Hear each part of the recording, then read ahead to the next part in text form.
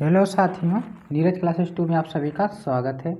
आज की क्लास में हम पढ़ेंगे जीके जीएस के 25 महत्वपूर्ण क्वेश्चन। तो बने रहिए वीडियो के अंत तक। पहला प्रश्न देखिए क्या दिया है। पूरा पाषाण काल में आदि मानव के मनोरंजन का साधन था। तो शिकार था, उस समय मनोरंजन के माध्यम में शिकार करते थे आदि मानव। ऑप्शन सी इसका राइट आंसर सही है। आगे देखिए अगला प्रश्न क्या दिया है। सबसे पहले कौन सा हड़प्पा कालीन स्थल खोजा गया था। तो सबसे पहले हड़प्पा ऑप्शन ए इसका राइट आंसर सही है, खोजा गया था। आगे देखिए अगला प्रश्न क्या दिया है। अगला प्रश्न है हड़प्पा की सभ्यता निम्नलिखित में से संबंधित है। तो यह किससे संबंधित है। तो हड़प्पा कालीन सभ्यता कांस्य युग से संबंधित है। ऑप्शन सी इसका राइट आंसर सही है, कांस्य युग।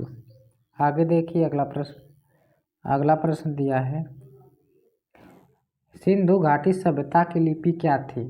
जो सिंधु घाटी सभ्यता थी इसकी लिपि अभी तक सही पहचान नहीं हो पाई है। तो ऑप्शन डी इसका राइट आंसर सही है। आगे देखिए अगला प्रश्न। निम्न में से किस मृत को टीला के नाम से जाना जाता है। तो किसे इसमें मृतकों के टीला के नाम से जाना जाता है। मोहनजोदड़ो को जाना जाता है। ऑप्शन सी इसका राइट आंसर सही है, मोहनजोदड़ो। आगे देखिए अगला प्रश्न दिया है। मोहनजोदड़ो कहाँ पर स्थित है। तो मोहनजोदड़ो सिंध में स्थित है। ऑप्शन ए इसका राइट आंसर सही है, सिंध। आगे देखिए अगला प्रश्न दिया है। हड़प्पा कालीन सभ्यता का विकास कोठार कहाँ मिला। तो विशाल हड़प्पा कालीन का कोठार मोहनजोदड़ो में मिला था। ऑप्शन डी इसका राइट आंसर सही है, मोहनजोदड़ो। आगे देखिए अगला प्रश्न दिया है। सिंधु घाटी सभ्यता का पतन नगर है। सिंधु घाटी सभ्यता का पतन नगर लोथल। ऑप्शन सी इसका राइट आंसर सही है, लोथल।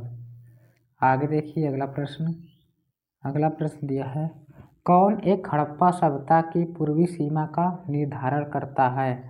तो यह आलमगीरपुर है जो इसका निर्धारण करता है। ऑप्शन डी इसका राइट आंसर सही है, आलमगीरपुर।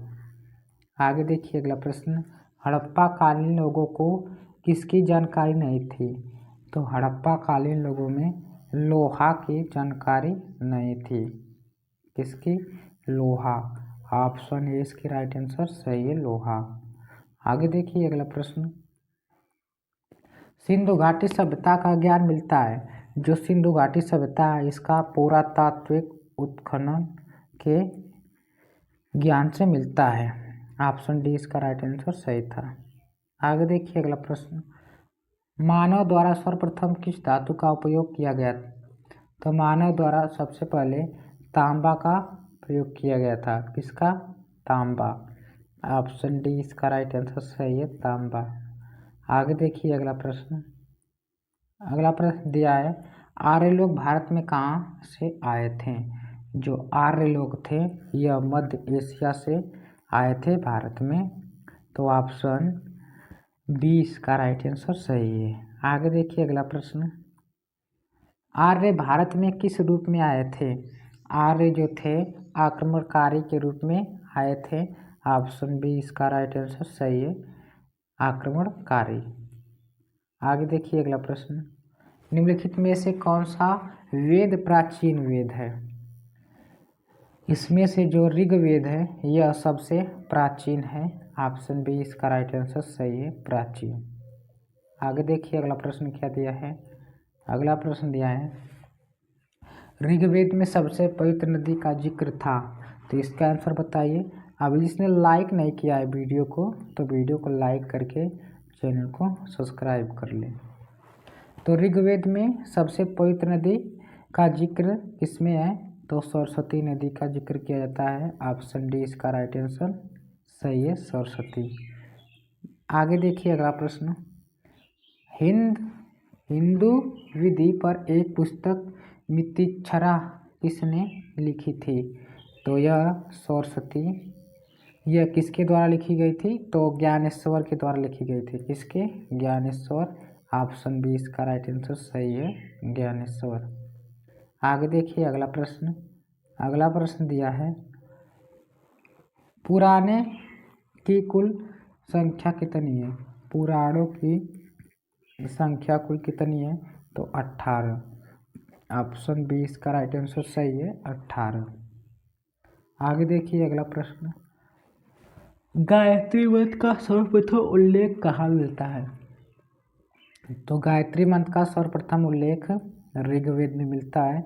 ऑप्शन सी इसका राइट आंसर सही है, ऋग्वेद। आगे देखिए अगला प्रश्न। अगला प्रश्न दिया है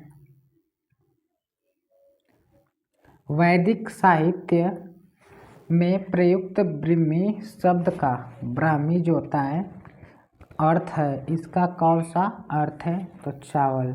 ऑप्शन बी इसका राइट आंसर सही है, चावल। आगे देखिए अगला प्रश्न। अगला प्रश्न दिया है पाणिनि किस विषय के प्रसिद्ध विद्वान थे? जो पाणिनि थे भाषा और व्याकरण के प्रसिद्ध विद्वान थे। ऑप्शन डी इसका राइट आंसर सही है, भाषा और व्याकरण। आगे देखिए अगला प्रश्न। गौतम बुद्ध का जन्म कहाँ हुआ था? तो गौतम बुद्ध का जन्म लुम्बिनी में हुआ था। लुम्बिनी। ऑप्शन बी इसका राइट आंसर सही है, लुम्बिनी। आगे देखिए अगला प्रश्न। अगला प्रश्न दिया है गौतम बुद्ध की मृत्यु कहाँ पर हुई थी? तो गौतम बुद्ध की मृत्यु कुशीनगर में हुई थी। ऑप्शन बी इसका राइट आंसर सही है, कुशीनगर। आगे देखिए अगला प्रश्न। भगवान बुद्ध ने अपना प्रथम उपदेश कहाँ दिया था? तो भगवान बुद्ध ने पहला अपना उपदेश यह सारनाथ में दिए थे। कहाँ पर? सारनाथ। ऑप्शन बी इसका राइट आंसर सही है, सारनाथ। आगे देखिए अगला प्रश्न। अगला प्रश्न दिया है चतुर्थ बौद्ध सम्मेलन किसके शासनकाल में हुआ था? तो यह कनिष्क के शासनकाल में हुआ था। ऑप्शन ए इसका राइट आंसर सही है, कनिष्क। आगे देखिए अगला प्रश्न। अगला प्रश्न दिया है आजीवन संप्रदाय के संस्थापक कौन थे? तो आनंद थे कि राघुलो, भव्य, उपाली की मखली, गोसाल। तो इसका आंसर आप लोग कमेंट सेक्शन में बताइएगा कि कौन सा आंसर सही है। 25 क्वेश्चन कंप्लीट होते हैं। मिलते हैं अगले वीडियो में।